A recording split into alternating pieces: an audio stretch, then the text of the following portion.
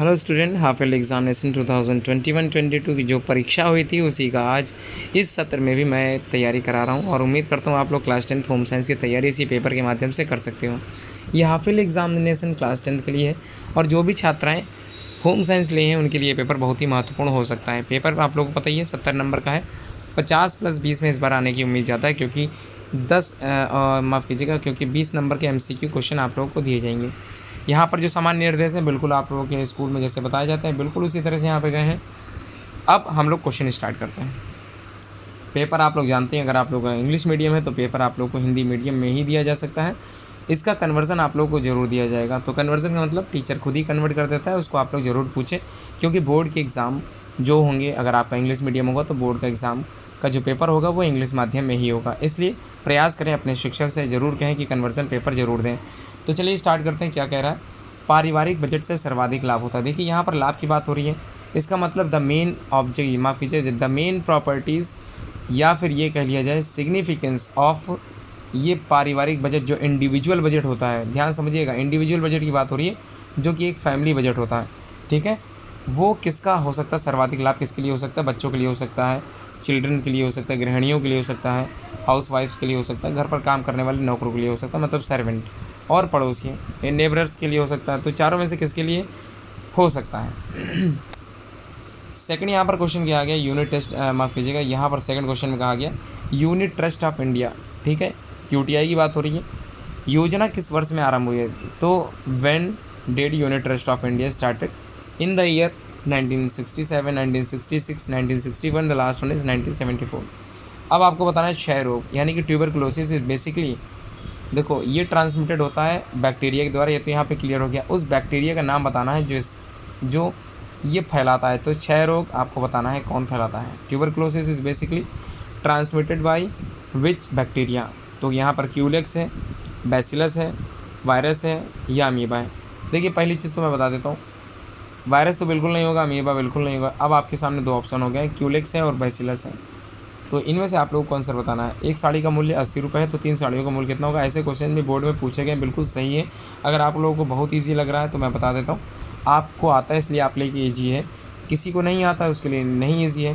तो यहाँ पर देखिए पहले तो 80 से आप लोग एक साड़ी बताइए, ध्यान समझिए। 80 मतलब एक साड़ी का मूल्य 80 रुपये है तो 3 साड़ियों को जाहिर सी बात है 80 × 3 हो जाएगा, आंसर आ जाएगा।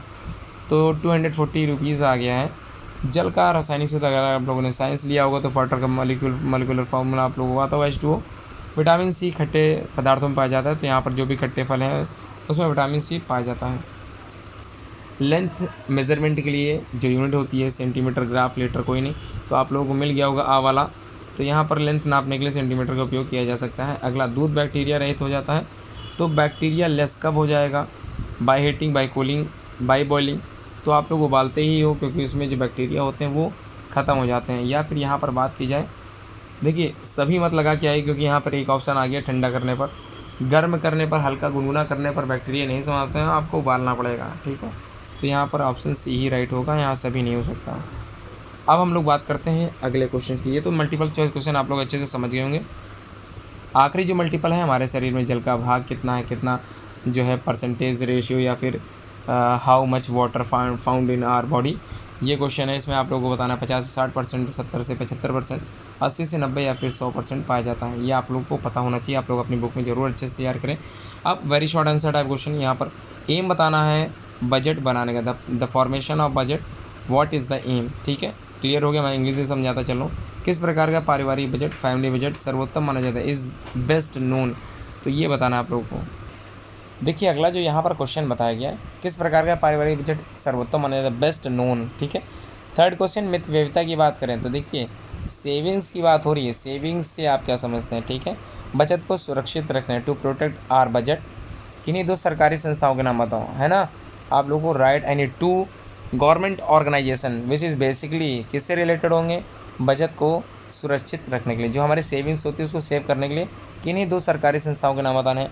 अगला क्वेश्चन, राष्ट्रीय बचत मतलब नेशनल जो है, यहाँ पर सेविंग की बात हो रही है, पत्र कहाँ से प्राप्त होते हैं ये बताना है। शुद्ध जल की पहचान क्या है, तो भाई प्योर वाटर की साफ पहचान है, प्योर वाटर जो pH वैल्यू जिसके 0 होता है वो होता है प्योर, माफ़ कीजिएगा, प्योर वाटर जिसका पीएच होता है 7, 7 ही न्यूट्रल होता है और यही प्योर वाटर का पीएच होता है। इससे पहचान है कि वो शुद्ध है, ठीक है।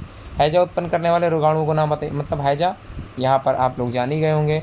यहाँ जैसे कई तरह के बैक्टीरियल डिजीज़ होते हैं, जिसमें टाइफाइड हो गया, कॉलरा हो गया, these are the common bacterial diseases. आप लोगों को बताना है हैजा उत्पन्न होने वाले रोगाणु का नाम बताना है, ठीक है। यहाँ क्लियर हो गया।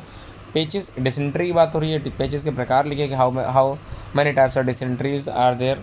किन्हीं दो संक्रामक रोग, देखिए कम्युनिकेबल डिजीज़ की बात की जा रही है। कम्युनिकेबल मतलब जो कम्युनिकेट करती हैं, एक व्यक्ति से दूसरे व्यक्ति में पहुँचती हैं, उन्हें बोलते हैं संक्रामक रोग, ठीक है। कपड़ा सदैव किस स्थान पर रखकर काटना चाहिए, तो देखिए आपको बताना है how on which type of place you have to cut the clothes, है ना, किस तरह के जो है जगह पे कपड़ा आप लोग काट सकते हैं। रेबीज़ किस प्रकार करो, देखिए एंटी रेबीज़ का इंजेक्शन लगता है जब कुत्ता काटता है, तो एंटी रेबीज़ का लगता है, तो इसका मतलब वैक्सीनेशन की बात हो रही है। Vaccination basically is treated for viral disease, तो वायरल डिजीज़ के लिए बनाए जाते हैं, तो वायरल है एक तरह का। लघु उत्तरी है, सादा पायजामा सिलने की विधि बताइए, तो आप लोगों ने सीविंग सीखी होगी। उम्मीद करता हूँ आप लोगों को इसका आंसर आता होगा। रोग प्रतिरोधक मतलब हम लोग के शरीर के अंदर जो प्रतिरोधक क्षमता पाई जाती है, इम्यूनिटी सिस्टम डेवलप्ड होता है, उसी इम्यूनिटी सिस्टम से आप क्या समझते हैं ये आपको बताना है। डायरिया के कारण what are the causes of, देखिए डायरिया की बात हो रही है यहाँ पर, ठीक है। टाइफाइड हो गया, कॉलरा होगा, these are the common types of bacterial diseases, उन्हीं में से आप लोगों को डायरिया बताना है। के कारण उपचार मतलब प्रिवेंशंस भी बताने हैं और साथ में इसका कॉज भी बताना है। जल मानव शरीर के लिए क्यों उपयोगी है, वाई वाटर इज़ नेसेसरी या why water is useful for man, ठीक है। बचत, सेविंग्स या आप क्या समझते हैं, what do you mean by savings and what are the method to save, ठीक है, किस प्रकार आप लोग विधियाँ पढ़े हैं। संतुलित बजट, एक बैलेंस बजट होता है, उसका आप लोग को अर्थ बताना है। ताप का चार्ट कैसे बनाए, हाउ टू प्रिपेयर। अब ये ताप का चार्ट थोड़ा सा मुझको दिमाग में नहीं आ रहा है, आप लोग जरूर समझ लीजिएगा, अपने सब्जेक्ट टीचर से जरूर कंसल्ट कर लीजिएगा। समुद्र को जल का स्रोत क्यों माना जाता है, तो समुद्र का जल का why the ocean water is known as the water sources, ठीक है, प्राइमरी वाटर सोर्सेस क्यों माना जाता है। भोजन परोसना एक कला है, ठीक है। To serve food is an art, ठीक है। स्पष्ट जस्टिफाई दिस स्टेटमेंट। यहाँ पर मीजल्स और चेचक वाला जो है खसरा का टीका जो आप लोगों ने लगवाया होगा बचपन में, खसरा रोग के कारण बताने, लक्षण बताने, बचने के उपाय बताने। भोजन परोसने की विभिन्न शैलियों का वर्णन कीजिए और मित व्ययिता, देखिए सेविंग्स की बात बार बार हो रही है, किस प्रकार सेविंग की आवश्यकता होती है गृहिणियों के लिए। स्पंज करना किस प्रकार के अलावा, रोगी को कब और क्यों स्पंज किया जाता है। These are the common most important questions you have to prepare this all for your board examination. उम्मीद है आप लोगों को वीडियो समझ में आ गई होगी, सारे क्वेश्चन समझ गए होंगे, और उम्मीद ये भी करता हूँ कि आप लोगों को इस वीडियो के माध्यम से काफ़ी कुछ सीखने के लिए मिल रहा होगा। कमेंट बॉक्स में जरूर कमेंट करके बताएं और ये वीडियो शेयर जरूर करें, जिसमें होम साइंस की वो सभी गर्ल्स तक ये वीडियो पहुँच सके। Thanks for watching this video.